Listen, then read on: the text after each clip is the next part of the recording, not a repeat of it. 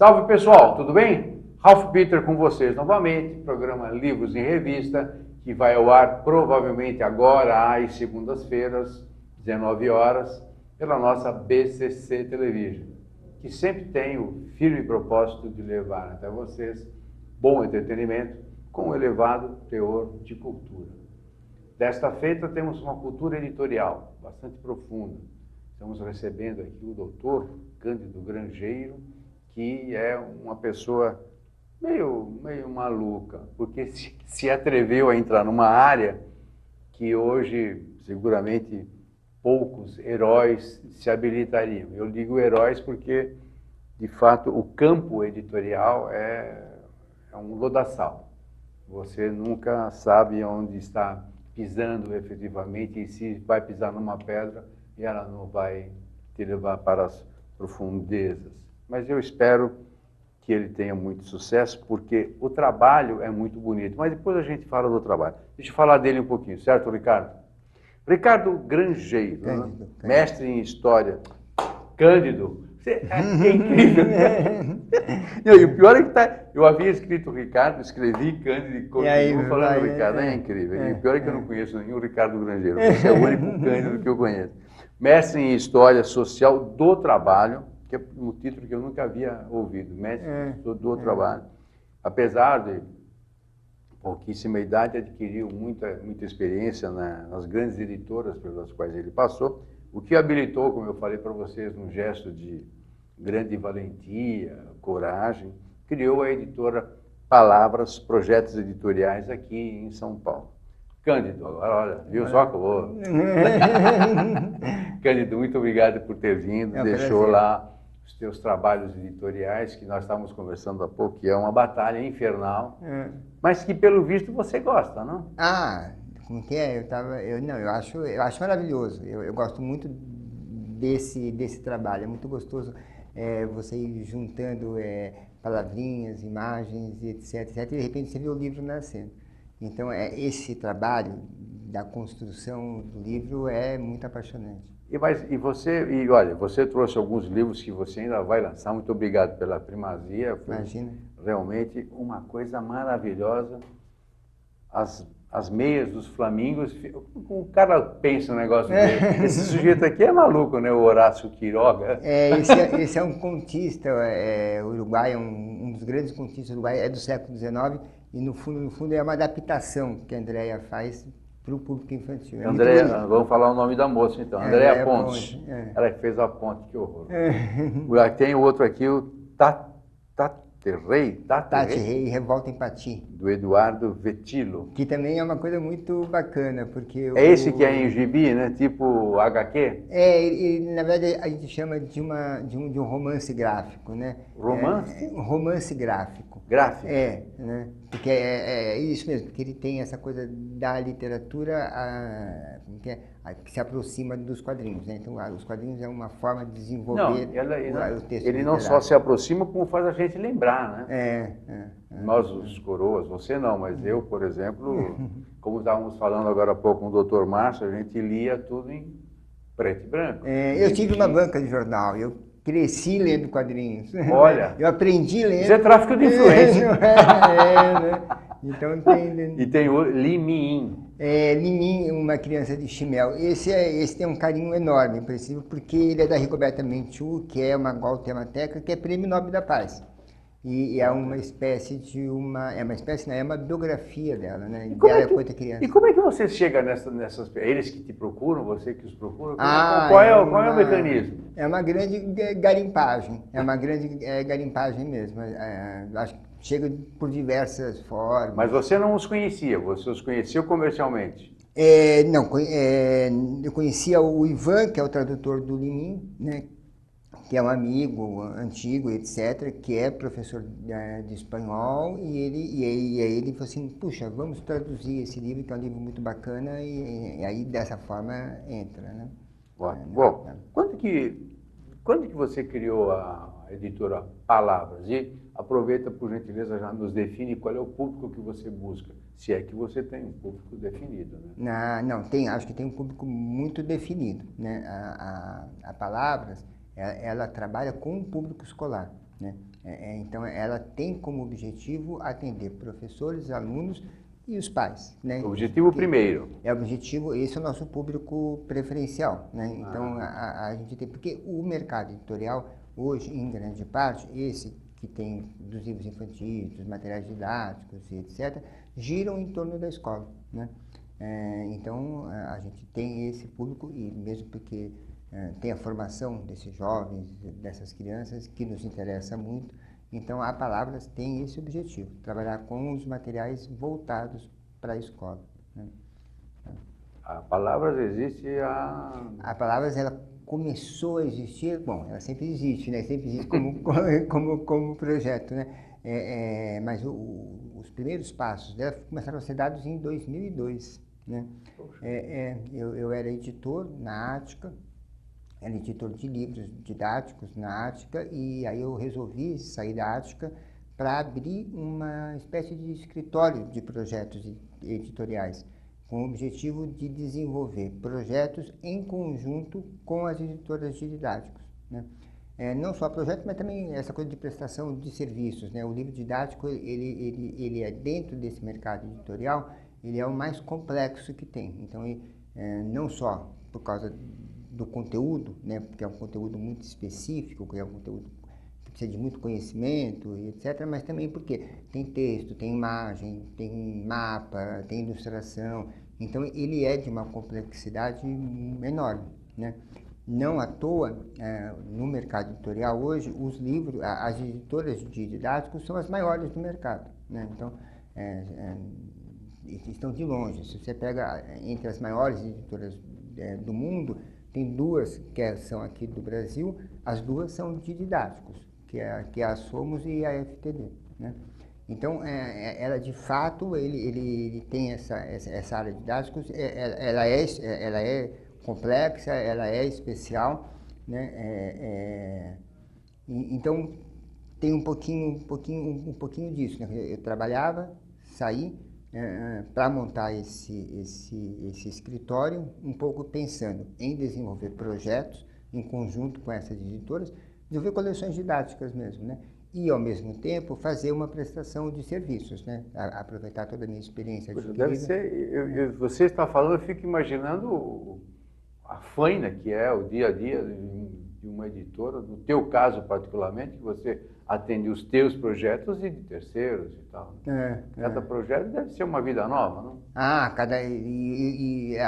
E são muito diferentes, né? São de naturezas muito diferentes. Então, enquanto você tem os materiais didáticos, as coleções didáticas que têm uma durabilidade de projetos, entre começar a escrever e sair editado, que demora 3 anos, né, entre uma coisa e outra, os livros de literatura infantil têm uma produção muito mais rápida, né? E a complexidade desses livros infantis estão na outra coisa, de você misturar ilustração e texto, de pensar em formato, pensar em papel. E é uma responsabilidade miserável, né? Sabe que antes é uma responsabilidade enorme, e isso está sempre assim, né? Então, quando você está ali fazendo, etc., você está pensando como que a outra ponta vai receber, né? Quais são os valores que você vai transmitir, o que você está contribuindo na formação ou não desse leitor, né? Mas uma coisa dá para se ter certeza, que você pode ter todo o cuidado que você tem com o livro, com a mensagem, com a construção do texto, etc., mas ele só ganha vida mesmo quando vai para a mão do leitor, né? E aí esse leitor, ele vai ler, ele vai dar significado, ele vai transformar o livro conforme os valores dele, conforme a vivência dele, etc. Então, você pode fazer isso, fazer aquilo, outro, mas lá na outra ponta, lá naquela coisa do leitor, ele pode se transformar em outra coisa completamente diferente. E aí que está a magia do livro. Justamente, e eu ia te perguntar, e você acompanha, tem um feedback desse pessoal? Porque você fala, olha, o livro chegando lá, que ele vai ganhar vida, vai ganhar corpo, vai ganhar destino, vai fazer um destino e tudo mais. Daí a responsabilidade. E você tem um feedback disso? Por exemplo, você manda um livro, desculpe te interromper. Imagina. Você manda um livro para uma escola tal ou região tal. Depois de um ano, ou no ano seguinte, você procura saber qual foi a recepção, como é que ficou, faz-se um acompanhamento disso ou não? Você sabe que tem uma coisa gostosa da Palavras, que é justamente trazer essa experiência toda dos materiais didáticos para a área de literatura infanto-juvenil, né? Então, transferir uma coisa para outra, transferir toda essa estrutura, é muito gostoso, né? E não só gostoso, porque aí você pode tentar fazer essa literatura de infanto-juvenil de uma maneira, como posso dizer, com melhores estruturas, Mais né? Para envolvente, chegar, digamos, né? E as editoras de didáticos, elas estão muito acostumadas a fazer esse feedback, esse diálogo com o leitor, né? Porque ele é essencial, né? Porque Até para garantir a vida da própria editora, inclusive. Né? Porque o livro didático está sempre sendo refeito, né? Então, os programas de governo, a cada 3 anos, eles exigem que você refaça esse material didático. Então, para você ter refazer, ou para você fazer umas novas edições, você precisa ter esse retorno do leitor, né? Você precisa saber o que ele gostou, o que não gostou, o que está dando certo em sala de aula, o que não está dando certo. Por exemplo, porque normalmente eu imagino, né? Eu nunca estive no mercado editorial, eu imagino que você deva receber uma receita mais ou menos pronta. Olha, nós precisamos isso, filosofia é essa, o público é esse e tal, e vai por aí. Aí cada editora apresenta o seu projeto, uma ou duas são agraciadas com um baita de um pedido. É isso aí? É assim que funciona? De uma maneira geral, mais ou menos, é quase isso mesmo, né? Você sabe que tem uma frase que eu adoro muito, que a gente faz a história, mas faz a história conforme as condições dadas, né? As circunstâncias. Não é? Então, é óbvio que a gente segue como parâmetro, no livro didático, vários parâmetros, né? Então, tem os documentos oficiais, então tem a base curricular, tem as diretrizes. Então, o conteúdo ele é regimentado, vamos dizer assim, por vários documentos oficiais, tá? Então, a gente tem que seguir, a gente é obrigado a seguir esses documentos oficiais. Mas também você tem que pensar naquele público que vai receber o material. Então, você tem que fazer casar, né? Traduzir esses documentos oficiais para aquilo que pode ser, de como que ele é aceito, como é que ele é lido e como ele é digerido na sala de aula. Né? E tem um problema, 2 problemas que eu vejo, né? Problemas, é uma mudança de circunstâncias. Vai? Primeiro, você teve, até agora, nós estamos com um determinado tipo de governo. Foram 16 anos do PT, mais 2 anos aí do Temer, que é meio PT e tal. E agora vamos ter o Bolsonaro, que provavelmente vai mexer algumas peças. Qual é a tua expectativa, se é que você pode fazer uma representação de mercado aqui? Eu imagino que, como você está bem enfronhado, você deve ter... Qual é a expectativa? O que vocês esperam? Não, eu acho que primeiro tem uma certeza, né, de que mudanças vão acontecer, né? A entrada do governo Temer já trouxe várias mudanças. Então, o programa de governo, nesses 2 anos do governo Temer, foi completamente reformulado, né? Então o Literatura Infanto-Juvenil, por exemplo, era um programa que tinha sido suspenso mais ou menos em 2013, né, o PNBE, que era livros infanto-juvenil destinados às bibliotecas escolares, né, e foi retomado agora, de um outro jeito, de uma outra forma. Né? Então já teve, nesses 2 anos, teve mudanças muito significativas. Né? Boas ou más? Eu acho que eu avalio, eu tenho uma boa avaliação mesmo. Então tem um programa que está se desenrolando agora, que é o PNLD literário, que coloca 2 livros de literatura para cada aluno, que ele pode pegar, levar para casa, fica. Então, é uma forma, você garante o acesso do aluno à literatura e, como ele leva para casa, também você espalha um pouco essa literatura para os familiares, né? Familiares. Sim, os caras dão lá, pelo menos eles veem o livro, né? Agora, depois esses alunos que levam os livros para casa, eles são obrigados a fazer uma descrição do que leram? Não, ele tem toda uma função didática. Então, tá. quando você oferta para o professor esses livros, porque ele é escolhido pelo professor, né? junto com esses livros vai todo o que a gente chama de manual do professor, né? Discutindo essa literatura, as possibilidades de trabalho, sugerindo trabalhos. É claro que o professor tem completa autonomia. É ele quem vai determinar como esse livro é usado ou não é usado. Agora, livro de literatura na escola faz parte da rotina escolar, né? O que se tem agora é que, de fato, o aluno vai ter, né? Ele tem garantido que esse livro escolar, que esse livro literário chegue para ele, né? São 2 livros de literatura moderna ou antiga? Clássica, não? Não. Você pode que hoje em dia você já tem uma série de livros que são de domínio público, né? Então esse programa não compra livros de domínio público, que não teria nem sentido porque são de domínio público. Você tem um site onde você consegue baixar tudo que é de domínio público, né? Um site do próprio governo. Não, são livros de literatura que estão sendo feitas agora, estão sendo produzidas agora. Então, esses dois livros de literatura para cada aluno, de que nível? Para este programa agora é para Fundamental 1, ou seja, né, criança até o 5º ano, e para ensino médio. E educação infantil e creche. Então, quantos milhões de livros são? É o maior programa, é impressionante. É uma quantidade de livros... Estão falando de Brasil, né? 60 milhões de exemplares. Nossa Senhora! Eu acho que esse programa, eu sou um entusiasta dele. Sim, porque acabei de saber e também estou fã, número 1, estou assinando embaixo. Então, seria ótimo que isso tivesse uma Tem permanência. Que proliferar, lógico. Claro. Ele é feito dentro de programas com a ideia de que a longo prazo. A longo prazo, que vai se perpetuando ao longo dos anos.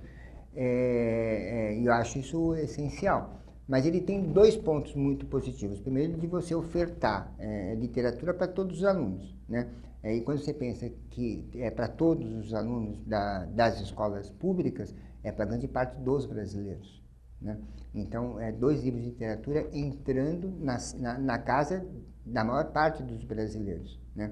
E, ao mesmo tempo que você tem isso, você fomenta o mercado editorial. Claro, né? Claro. E ao você fomentar o mercado editorial, você cria novas editoras, novos autores, novos leitores, novas ideias. Então, de fato, se esse programa ele consegue ser durável ao longo do tempo, talvez o Brasil tenha melhores condições de se tornar um país de leitores, né? Melhores condições do que se tinha até pouco tempo atrás. O aluno não é obrigado a devolver o livro, ele devolve. Porque ele é feito dentro da estrutura dos PNLDs. Os PNLDs é programa do livro, Programa Nacional do Livro Didático, né? Esse livro didático, o aluno fica o ano que ele está cursando, supondo o 5º ano, ele fica com os livros didáticos, a hora que termina de cursar, ele devolve os livros para que o outro aluno venha... Então não são edições anuais, assim, a mão cheia como é. Não, eles são... Mas lógico, isso existe, esses programas de livro didático existem em vários países nesse mesmo modelo. Então, né, tem nos Estados Unidos, enfim, do qual que o aluno ele tem acesso, quando ele entra naquele ano, ele tem acesso ao material didático, né? No final do ano ele devolve para uso do outro. E aí, quem sabe, ele fica pegando o gostinho de ler, né? Porque, infelizmente, a gente não está lendo mais. Meu caro, nós estamos quase terminando. Escuta, me fala uma coisa. Rapidinho, eu sei que não é culpa sua. Por que o livro infantil é tão caro? Então, ele é caro mesmo. Confessou! Vocês estão aí, confessou, pronto. Ele é caríssimo, mas eu acho que tem... Por quê? Eu acho que a primeira... Para a gente refletir sobre isso, a primeira coisa a gente não é um país de leitores. Então, o consumo do livro, ele é muito pequeno, ele é muito Não tem baixo. escala industrial. Então, você pensa que esses livros de literatura infantil, muitas editoras, elas fazem uma tiragem de 400, 500, 600 exemplares. Mesmo que venda, não... É muito pouco. E aí você tem que pensar que o preço dele, ele embute a livraria, todas as pessoas que trabalham na livraria têm que viver desse preço. Todas as pessoas que trabalham na gráfica têm que viver desse preço. Todas as pessoas que trabalham nas editoras têm que viver desse preço. Então, o preço final do livro, ele acaba englobando diversas cadeias produtivas, né? Ele mantém, né? É igualzinho o pão, né? Então, o pão ele sustenta o padeiro, sustenta o cara que faz a farinha, sustenta o... Né, só que o pão você tem milhares de pães, né? O livro acaba e é consumo diário. Né? O livro você... E aí fica um ciclo vicioso miserável, porque eu não compro o livro porque é caro, você não consegue torná-lo mais barato porque você vende pouco, e fica nessa roda interminável. Né? O que você acha que falta para ele baratear? Mais leitores? Eu acho que mais leitores. Eu acho que mais... Tem vários pontos que podem um pouco transformar isso, né? Tem que ter mais leitores, tem que ter maior ponto de venda, tem que ter maior número de editoras. Pontos de venda estão acabando, né? Está a maior crise entre as livrarias, e é isso, né? Porque o livro é caro, o livro é pouco consumido, e manter uma livraria hoje em dia é caríssimo. É por isso que o plano esse do governo de dar 2 livros para cada criança é fundamental, né? É fundamental. Eu acho fundamental, porque forma o leitor, porque dinamiza o mercado editorial, é fundamental. Bom, meu caro, rapidinho também, vai. Qual é o critério para você editar uma obra? Qual é o teu critério? O que você avalia para chegar num livro? Um livro comercial, não... um livro... Eu acho que, antes de tudo, né, é muito interessante pensar nisso, mas antes de tudo tem uma questão de gosto pessoal, né? A gente tem que gostar do que a gente publica, mas quando do que a gente faz. Me desculpe, mas quando você, Cândido, você gosta na tua alma, ou você também lê vislumbrando o mercado? A gente pensa no mercado, pensa na qualidade daquela literatura e pensa no objeto final, como o livro pode ficar. É porque você já, imagino, como editor, você olha o tabuleiro de cima, né? Você já vê como é que naquele tema, como é que vai ficar a capa, como é que vai ficar o gibi, como é que vai ficar, como é que o gerente da loja vai receber. Porque aí tem também um negócio que você não mencionou, que é o distribuidor. Que é um crivo miserável, pelo pouco que eu conheço. O distribuidor ele tem uma importância fundamental, né? Porque ele é que tem que gostar do seu livro. Ele é interessantíssimo, ele tem mesmo uma importância fundamental, ainda mais se pensando nessa estrutura do público escolar, porque é uma escola, tem que ter o distribuidor, ele vai de escola em escola oferecendo o seu livro, né? Então, de fato, ele é uma figura essencial. É fundamental, né? É um enorme quebra-cabeça. É um enorme quebra. Por isso que os custos inflam, né? E chega num produto final, para alguns pais, impagável. E para a gente que trabalha com os livros, é uma pena, porque a gente não faz livro para ficar na gaveta. A gente não faz livro para não ser lido. A ideia é disseminar a cultura, né? O sonho de todo editor, como de todo autor, etc., é que aquele livro atinja um público enorme e que seja o mais lido possível, né? E eu noto pelos amigos que eu tenho, que trabalham, que militam nesta área, é que, claro, é fundamental você também ter um dinheiro, monetizar a tua profissão, porque afinal de contas você precisa colocar feijão e arroz no teu prato. Mas eu noto que há um ímpeto muito pessoal, muito sentimental no jogo. Puxa, que legal, como eu gostaria que isso aqui vingasse, porque você gostaria que mais pessoas lessem, independentemente do ganho.